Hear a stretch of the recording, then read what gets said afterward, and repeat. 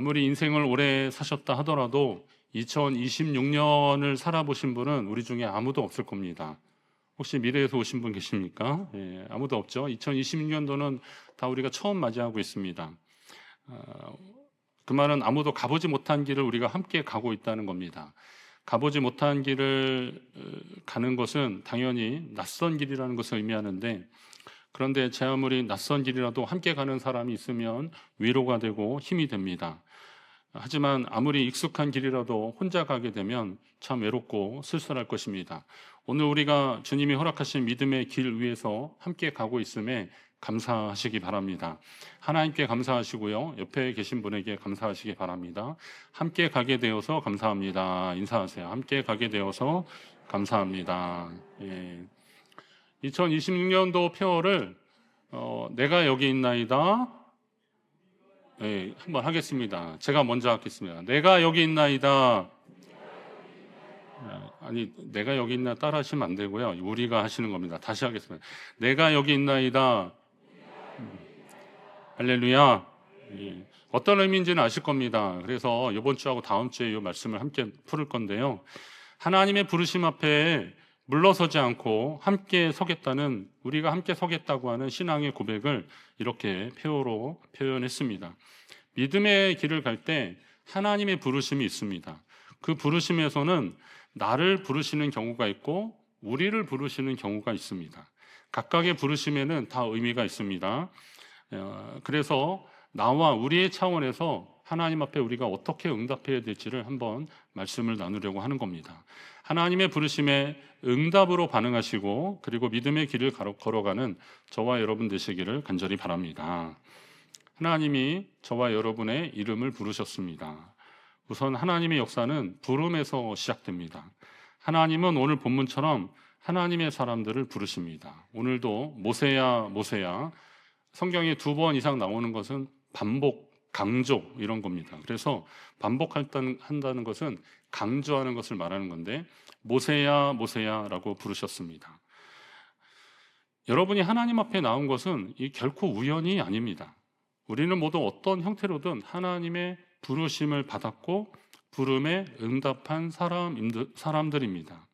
우리의 하나님이 이름을 부르신다는 것은 그 사람의 과거를 용납하시고 현재를 받아주시며 미래를 책임져 주신다는 겁니다. 그런 시도 있잖아요. 한 사람이 온다는 것은 엄청난 것이 오는 거죠. 그 사람이 과거와 현재의 미래가 내게 다가오는 것이라 그러잖아요. 하나님이 우리의 이름을 부르실 때는 그 모든 것들을 아시고 책임져 주시겠다라는 약속의 부르심입니다. 불러놓고 그냥 나 몰라 라고 하시는 분이 절대 아니시라는 거죠. 그렇기 때문에 하나님이 우리를 부르셨다는 것은 감사한 일이고, 그 하나님의 그 부르심에 믿음으로 반응해야 되는 겁니다. 그 반응을 해서 오늘 우리가 여기 있다는 겁니다. 오늘 저와 여러분 각 사람들이 경험한 부르심이 얼마나 귀한 것인지를 다시 한번 새겨보십시오. 그리고 또 이 부르심을 통한 하나님의 뜻은 과연 무엇일까요? 하나님은 성경에 보면 구약에 많은 사람들을 부르셨습니다. 죄를 지었을 때, 심지어는 죄를 지은 아담에게도 아담아라고 부르셨고요. 아브라함, 모세, 사무엘, 기드온, 이사야, 다윗, 이렇게 사람들의 이름을 하나하나 불러주셨습니다. 신약에서는 예수님이 베드로, 야고보, 요한, 마태 이러면서 제자들의 이름을 부르셨잖아요. 그리고 사도 바울도 불러주셨습니다. 하나님의 부르심은 막연한 어떤 집단에 대한 호출이 아니라 누구도 아니고 바로 나를 부르셨다는 거예요. 우리 공동체를 부르셨는데 이것은 각 사람이 부르심 앞에 나와서 모여있기 때문에 우리가 되는 거거든요. 그렇기 때문에 이 공동체의 부르심 전에는 각 사람에 대한 부르심이 분명히 있었던 겁니다. 하나님이 저도 부르신 거거든요. 그럼 여러분도 부르신 거예요. 하나님이 이름을 부르신다는 것은 말씀드린 대로 그 사람이 모든 것을 다 아시고 부르신다는 겁니다. 그리고 하나님은 관계를 맺으려고 부르시는 겁니다. 그냥 사무적으로 기계적으로 막 그렇게 부르시는 것이 아니라 너는 내 것이라, 내가 너와 함께 하리라 라고 하는 그런 확신과 함께 우리를 불러주십니다. 너는 내 사람이다 라고 하는 선언을 해주시는 겁니다. 또 하나님은 부르실 때 뭐뭐 할 능력 있는 사람 알아. 뭐뭐 할 사람 알아. 뭐 예외적으로 그렇게 부르신 경우들이 없잖아 있긴 하지만 그러나 하나님은 우리의 능력을 보고 부르신 것이 아닙니다. 그냥 그를 부르시고 하나님의 뜻에 합당한 사명을 주시는 그런 형태입니다. 하나님은 지금 그 자리에 있는 여러분 그 이름 그 자체를 부르시는 겁니다. 그래서 부르심은 비교의 대상이 아니라는 겁니다. 그리고 응답의 문제라는 겁니다. 부르심은 비교의 대상이 아니라 응답의 문제다. 왜 저 사람은 안 부르시고 나만 부르십니까? 또 뭐 저 사람이 저보다 나은 것 같지 않습니까? 이런 거죠. 아니면 좀 약간 굳은 일, 힘든 일일 때는 하나님 왜 절 부르신 겁니까? 저 사람이 더 잘할 것 같은데 나는 지금 바쁜데 왜 저를 부르십니까? 이렇게 할 게 아니라는 겁니다. 제가 그 군대 다녀오신 분들은 아는데 그 입소대에서 제가 15일을 대기했습니다. 보통 한 2, 3일이면 다 훈련소로 가거든요. 근데 입소대에서 15일을 하니까 제가 입소대 귀신입니다. 저하고 한 몇 명이 하도 오랫동안 대기해서 왜 그러냐 보니까 저 무슨 신원조회가 들어갔대요. 그래가지고 제가 운전병 출신인데 그 하여튼 높은 사람 차를 모는 신원조회가 들어가서 그거 하는 시간이 오래 걸린다는 겁니다. 근데 나중은 안 됐으니까 뭐 큰 일은 아니었어요. 그런데 결국 저는 안 됐는데 근데 그 15일 동안 있으면서 딱 보면 저 조교는 앞에 사람부터 끊어서 주방 일을 시키고 또 저 조교는 이쪽 사람부터 끊어서 하는 그 패턴이 있어요. 그러니까 제가 잘 보고 줄을 서는 겁니다.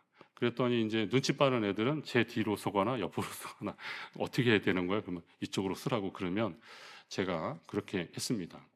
그런데 나중에 보니까 그게 하나님 보시기에는 별로 그렇게 기뻐하실 만한 일은 아닌 것 같아서 제가 나중에 별걸 가지고 제가 되게 회개하고 그랬던 기억이 있습니다.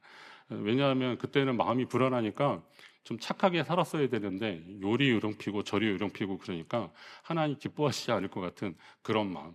오늘 말씀 준비하면서 그 사건이 좀 생각이 나더라고요.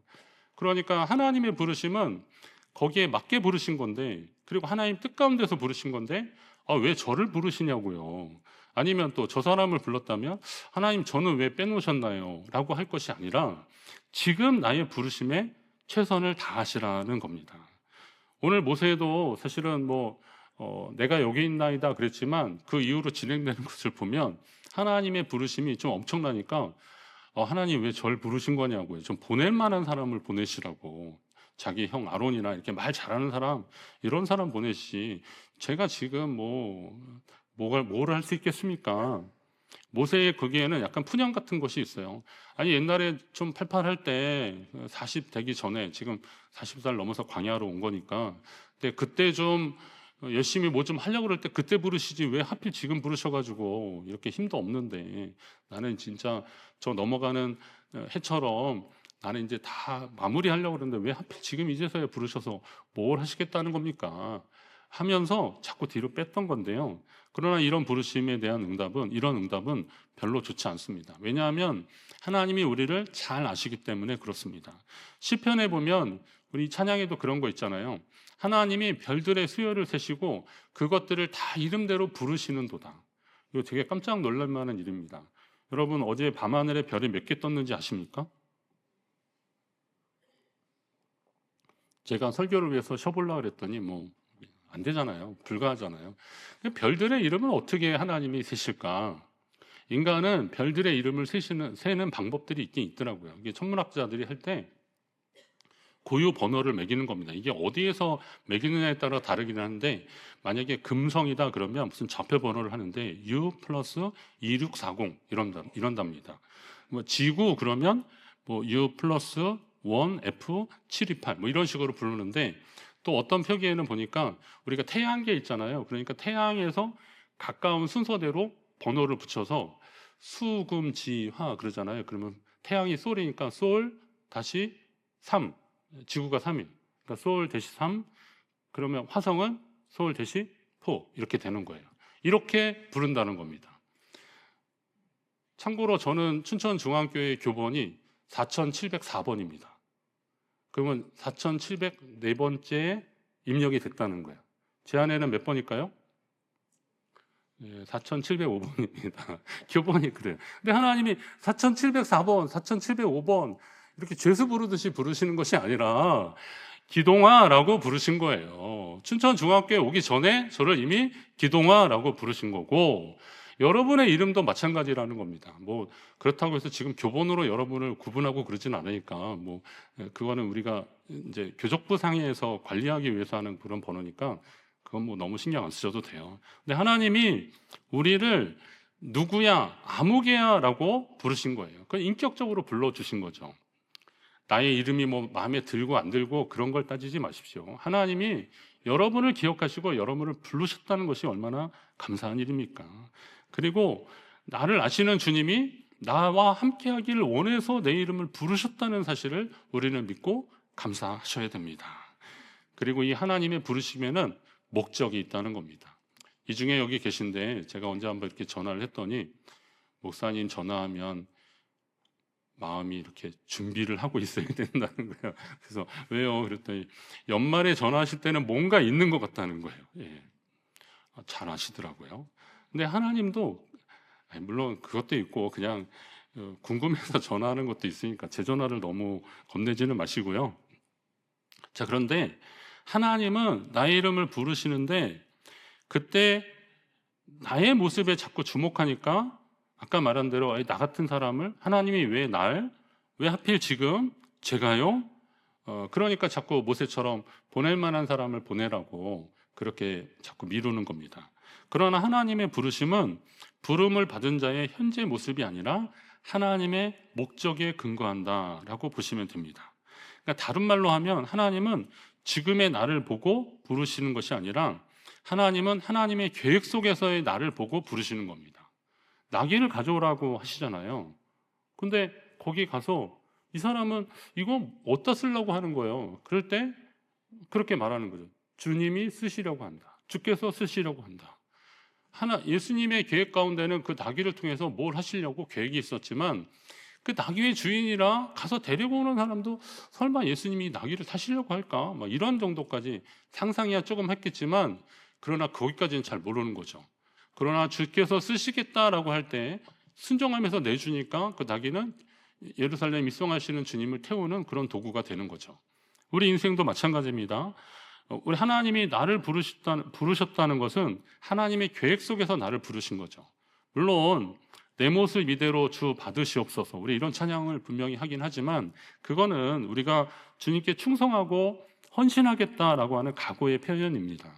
우리가 비록 부족할지라도 하나님의 손에 붙들리면 얼마든지 사용한다는 사실을 믿으시기 바랍니다. 그리고 또 반대로 아니 나는 이것밖에 할 게 없나? 나는 내 능력은 이거보다 훨씬 큰데 나는 도대체 이런 거 하려고 하나님 날 부르신 거야? 라고 할 것도 아니라는 거죠.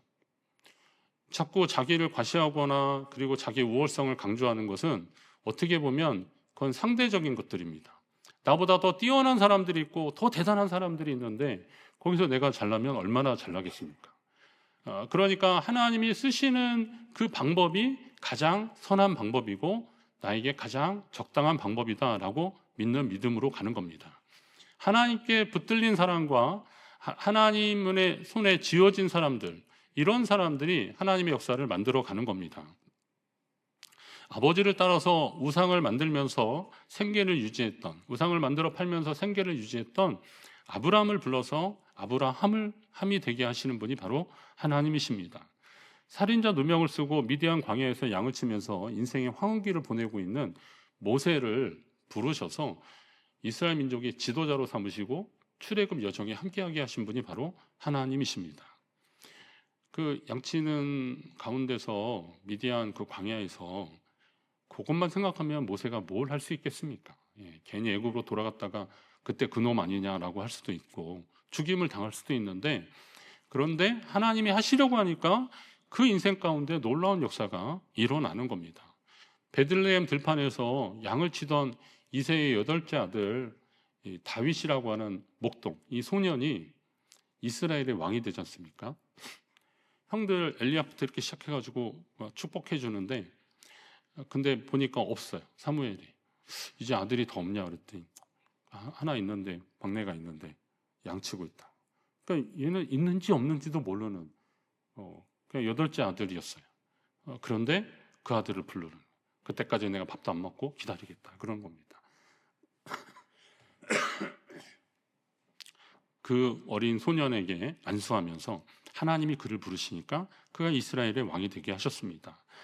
말씀을 준비하다가 지방의 교육자의 교육자 장로 신년 기도에 갔다가 지방회장 목사님 설교를 들었는데, 기드온을 부르신 하나님에 관한 말씀이었습니다. 기드온을 부르신 하나님. 이 기드온이 그때 미디안이 너무 강하니까 이스라엘이 추수 때가 되어서 밀 타작을 하면 그거 와서 낼름 뺏어가고 그러는 거예요. 그러니까 기드온이 얼마나 새가슴이었는지 이거 다 뺏길까봐 밀 타작을 해야 되는데 그거를 포도주 틀에다가 타작을 했어요. 걸리지 않으려고 한 거거든요. 걸리지 않으려고. 그랬던 사람이에요, 기드온이. 근데 이런 기드온을 하나님이 부르셔서 미디안을 대적하고 큰 승리를 하게 하는 지도자로 삼으시더라고요. 이게 하나님의 방법이잖아요. 그러니까 하나님의 부르심에는 목적이 있다는 거죠. 우리를 부르신 목적이 분명히 있다는 겁니다. 그렇다면 혹시 하나님이 부르실 때 질문해야 할 수는 있죠. 하나님, 제가 뭘 할 수 있을까요? 저 사람이 더 괜찮지 않을까요? 그런데도 하나님이 우리를 거듭 부르신다면 어떻게 하셔야 돼요? 아멘하고 내가 여기 있나이다 라고 말씀하셔야 됩니다. 왜냐하면 하나님은 우리가 생각하는 인간적인 가능성을 보고 부르신 것이 아니라 하나님의 분명한 목적을 가지고 부르셨다는 겁니다. 그러니까 인간적인 가능성보다 하나님의 목적이 더 크다는 거죠. 마른 막대기 같은데도 거기에서 싹이 나고 생명이 자라나게 하시는 것이 하나님의 역사라면 인간적인 가능성보다 더 크신 하나님의 목적과 계획이 분명히 있다는 사실입니다. 여러분이 그 안에 있음을 믿으시기 바랍니다. 그러면 이런 하나님의 부르심에 어떻게 대답하셔야 된다고요? 내가 여기 있나이다. 한번 같이 할까요? 내가 여기 있나이다. 성경의 인물들은 다 이렇게 내가 여기 있나이다 라고 대답했던 사람들입니다. 아브라함이 고향 친척 아버지 집을 떠나는 순종을 하니까 약속의 사람, 믿음의 조상이 되게 하셨습니다. 아버지 집을 떠나서 외삼촌 집으로 가지만 사실 명분은 그거지만 형이나 죽이려고 하니까 도망가고 있던 야곱이 얼마나 불안했겠습니까? 잠도 오지 않고, 그래서 거의 뜬 눈으로 그냥 선잠 자고 있고 막 그러는데 하나님이 보여주시는 거죠. 나중에 그것을 이제 베델이라고 이름 짓고 하나님 앞에 제단을 쌓는데, 그 약속의 말씀을 믿고 하나님께 자기 인생을 맡기니까 아브라함과 이삭과 야곱으로 이어지는, 할아버지와 아버지와 자신으로 이어지는 축복의 통로로서의 역할들을 감당하게 하시는 게 하나님의 능력입니다. 이게 하나님이 하시는 일들이거든요. 그렇다면 정말 중요한 것은 하나님의 부르심이 있을 때 내가 여기 있나이다 라고 하는 대답하는 겁니다. 오늘 모세도 두렵고 떨리는 현상을 보았습니다. 여호와의 사자가 떨기나무 가운데서 나오는 불꽃 안에서 그에게 나타나시니라. 이렇게 표현을 이렇게 막 했는데요, 다른 게 아니고 이 떨기나무가 막 타고 있는데 하나님의 사자가 그 가운데 나타나서 사라지지 않고 계속 보는 겁니다. 일반적으로 보면 이게 나무가 타면 이게 연소가 돼서 다 재가 되고 없어져야 되는데 그게 사라지지 않고 계속 불꽃이 이글거리는 것을 보면서 모세가 이건 좀 이상하다라고 생각했던 거죠. 지금도 그 시나이반도 성 캐서린 수도원 그쪽으로 가면 이게 떨기나무입니다라고 보여주는 성지순례 가면, 요즘은 이집트 쪽에 잘 못 가서 어떨지 모르겠지만 예전에 제가 갔을 때는 그걸 보여줬거든요. 근데 떨기나무가 이렇게 담장에 이렇게 크게 있습니다. 근데 이게 다 탔다고 한번 생각을 해보세요. 탔으면 그 주변을 다 연소시키고 막 그랬어야 되는데 그게 안 되는 거예요. 그럼 보통 사람 같으면 도망가고도 싶겠죠. 겁나잖아요. 그 불길이 확 바람 불면 어떻게 되겠어요. 그런데 모세는 이게 뭔가 있다, 뭔가 좀 특별함이 있다라는 마음으로 한 발 더 앞으로 나갔더니 하나님이 모세야 모세야 라고 그를 부르십니다.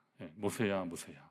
그랬더니 그가 내가 여기 있나이다 라고 대답합니다.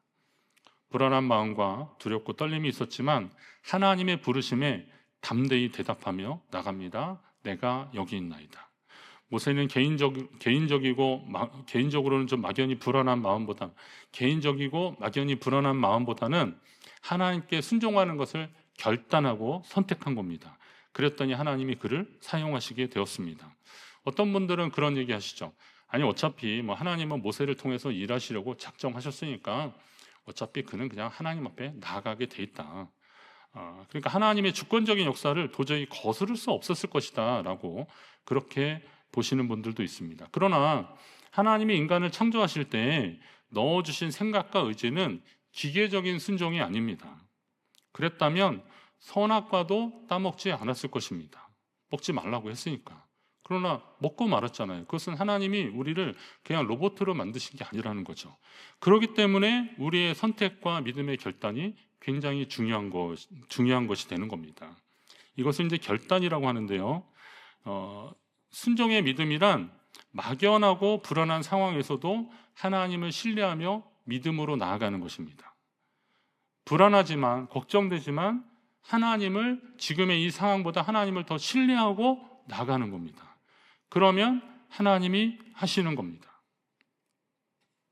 저는 개인적으로 수영을 잘 못해서 물에 가면 정말 이렇게 두려움이 좀 있습니다. 제가 그리고 중학교 1학년 때 물에 빠져 죽을 뻔했잖아요. 그래서 물에 대한 그런 두려움, 공포가 있습니다. 뭐 수영을 좀 이렇게 배운다고 배웠는데 그냥 자유형 한번 이렇게 여기서 저 끝까지 딱 가서 딱 찍고 나 이제 더 이상 안 해. 그리고 물은 저하고 좀 안 친한 것 같아서 안 하는데요. 그런데 제가 언제 한번 큰 배를 탈 일이 있어서 타는데 이 배가 정말 한 1,000명 타는 그런 배는요, 이 배 같지가 않긴 하더라고요. 근데 언제 알았냐면 제가 배 난간에서 이렇게 바다를 딱 보니까 내가 배를 타고 있구나 이런 생각이 들었어요. 예, 근데 약간 두려움이 몰려오더라고요. 근데 저는 그때 그런 생각이 있었죠. 난 개인으로 보면 도저히 이 바다에서 살 수가 없어요. 그런데 이 배라고 하는 이 장치가 나를 살려줄 거다라고 하는 그런 믿음이 있었어요. 사람의 기술이나 지혜가 다 여기 있으니까. 그런데 어느 날 제가 또 다시 생각을 보니까 아니 인간의 지혜와 기술도 그렇게 믿으면서 왜 하나님을 신뢰하지 못하는가라는 거죠. 사람의 기술이나 비행기 여러분 얼마나 위험한지 한번 생각해 보셨어요? 거기서 떨어지면 살 사람이 누가 있겠습니까? 예. 뭐 몇 킬로 상공에서 떨어지면 살 사람이 누가 있겠어요? 예. 오늘 비행기 혹시 타실 분들은 그냥 믿고 타십시오. 사람의 기술이나 지혜는 대단하니까 정말 대단한 것 같아요. 비행기 이륙할 때 참 대단한 걸 많이 느끼거든요. 대단하거든요. 근데 아니 그건 그렇게 믿으면서 위험하다 하고도 그게 뭐 사고일이 얼마나 되겠어 라고 하면서 왜 하나님이 하시는 거에 대해서는 그렇게 신뢰하지 않냐 이거죠. 그게 믿음인데 나를 맡겨야 되는데 하나님이 우리에게 믿음의 결단을 요구하실 때가 있습니다. 이걸 결단이라고 하는데 이 결단이라는 것은 우리 인간적인 용기하고는 좀 차원이 다른 겁니다. 이거는 두렵지만 하나님을 더 신뢰하기 때문에 선택하는 것이 이게 믿음의 결단입니다. 성도는 그걸 해야 되는 거예요. 내가 여기 있나이다 라고 대답하는 사람들은 바로 그런 결단을 한 사람들이라는 겁니다. 성도에게 일어나는 믿음의 역사는 하나님의 부르심에 대해서 순종할 때 시작됩니다. 그리고 내가 여기 있나이다 라고 헌신하는 순간부터 이게 작용되는 겁니다. 그런 거죠. 제가 감기는 계속 나아가는데 좀 잘 안 나요. 그래서 결국은 버티다가 병원 가서 약을 먹었거든요. 저희 기대는 주사 한번 센 거 놔주시고 그리고 한 2, 3일이면 싹 났으면 좋겠는데 원장님은 저한테 주사는 안 드시고 약은 한 5일치 드릴 테니까 이거 드시고 물 자주 마시고 잠 충분히 주무세요. 너무 싱거워. 이런 말은 나도 하겠다. 그랬어요. 근데 다른 거 없이 그 말을 들었는데요. 중요한 거는 제가 그 약을 먹어야 작용이 되는 거잖아요. 그 말을 100번, 1000번 들으면 병이 나아지겠습니까? 자연치유가 될 수 있겠지만 제 병이 호전이 되겠습니까? 누군 그래. 감기는 약으로 낫는 게 아니라 그냥 병 증상을 호전시키는 거지 약은 자기가 이겨내는 거예요. 면역력을 키워야 된다 막 그러시더라고요. 아무튼 어쨌든 간에 약을 먹어야 효과가 나타나는 거죠. 그러니까 순종은 결단은 하나님 앞에 내가 여기 있나이다 라고 하면서 헌신하는 순간부터 하나님의 역사는 작용되는 것이다 이거죠. 그럼 어떻게 하셔야 됩니까? 믿음의 역사는 하나님 앞에 결단하면서 시작되는 겁니다. 하나님은 우리의 내일을 다 설명해 주신 뒤에 부르지 않으시더라고요. 그냥 한 걸음 떼면서 다음 길을 보여주고 계시는 겁니다. 새해 첫 예배 드리면서 하나님 앞에 결단하셨던 거 있잖아요. 그리고 이 자리에 나와서 다짐하시는 거, 그거 진짜 잘하시는 겁니다. 그러면 이런 다짐의 작용들이 계속 일어나서 하나님이 하실 일들을 한번 기대해 보십시오. 약간 좀 두려울 수도 있고 아무도 가보지 않은 길이니까 겁날 수도 있지만, 그러나 이미 우리 역사 그리고 우리 시간을 주관하신 하나님이 나를 주관하신다면, 나를 주장하신다면 그 길은 믿음의 길이 되는 것이고, 그 길 가운데서 저와 여러분이 함께 있다는 것이 얼마나 감사한 일이겠습니까? 순종은 당장에는 좀 손해보는 것처럼 보일 수도 있습니다. 너무 싱거워 보일 수도 있습니다. 그러나 하나님의 말씀에 결단하고 따라가다 보면 인생의 방향 자체가 바뀌고 있는 것을 보게 됩니다.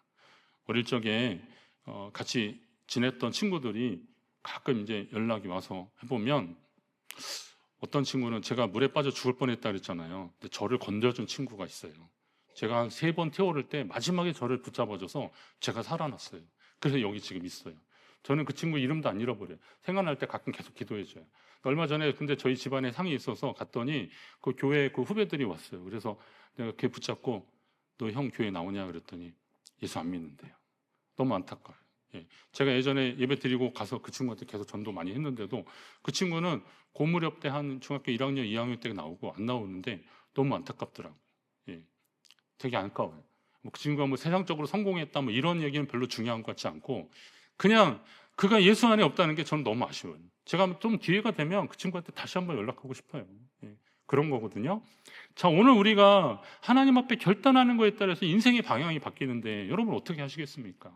내가 여기 있나이다. 나는 부족하고 연약하지만 하나님, 저는 제 몸 하나 간수하는 것도 힘듭니다 라고 하지만 하나님의 부르심에는 목적이 있다라는 사실을 오늘 말씀을 들었으니까 나를 통해서 하나님이 하실 일들을 기대합니다.